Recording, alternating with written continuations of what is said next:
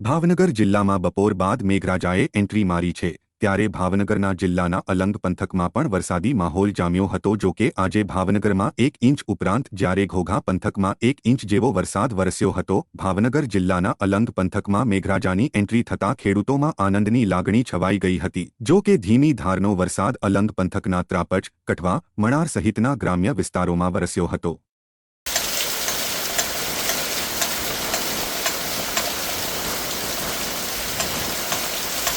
Oh,